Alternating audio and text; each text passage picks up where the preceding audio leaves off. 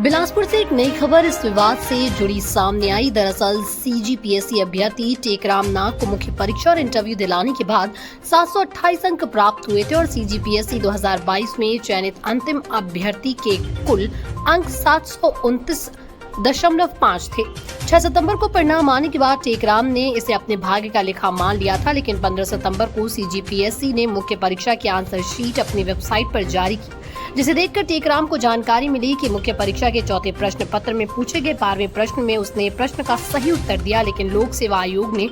उसे प्रश्न को अनुत्तरित मान लिया। अर्थात आयोग का कहना है कि अभ्यर्थी ने उस प्रश्न का उत्तर दिया ही नहीं।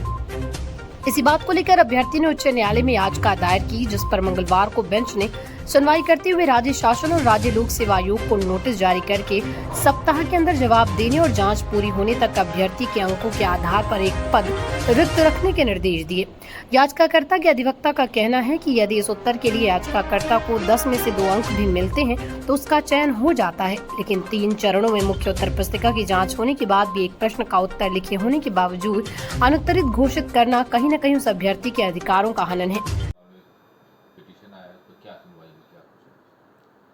राज्य सेवा परीक्षा 2022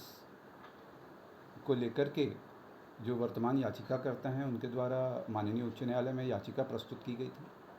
उक्त याचिका में याचिकाकर्ता के द्वारा मुख्य रूप से इस बात को कोर्ट के संज्ञान में लाया गया है कि जब पीएससी की जो परीक्षा की जो प्रणाली है, जब ये परीक्षा आयोजित की जा रही थी तो मेंस के पश्चात इंटरव्यू हुए और इंटरव्यू के पश्चात जब मेरिट लिस्ट जारी हुई, सिलेक्शन लिस्ट जारी हुई तो उसमें याचिकाकर्ता का नाम नहीं था।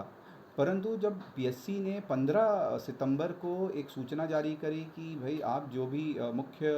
परीक्षा में सम्मिलित अभ्यर्थी हैं वो अपने मुख्य परीक्षा के आंसर शीट को डाउनलोड कर सकते हैं, तो याचिकाकर्ता ने भी स्वाभाविक रूप से उसने कैसे एग्ज़ाम दिया है, किस तरीके से उसके एग्ज़ामिनेशन गए हैं, उस हेतु उसने डाउनलोड किया। और डाउनलोड जब उसने आंसर शीट को कर लिया और उसका अवलोकन किया तो वो बड़ा आश्चर्यजनक रूप से उसके एक तथ्य उसके सामने आया कि प्रश्न क्रमांक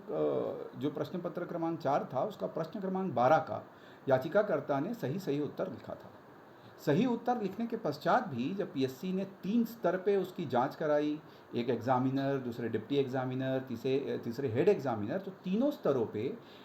उसके आंसर शीट में इंडोर्समेंट था, एक प्रविष्टि थी कि NA लिखा हुआ था, जिसका शाब्दिक अर्थ होता है कि नॉट आंसर्ड,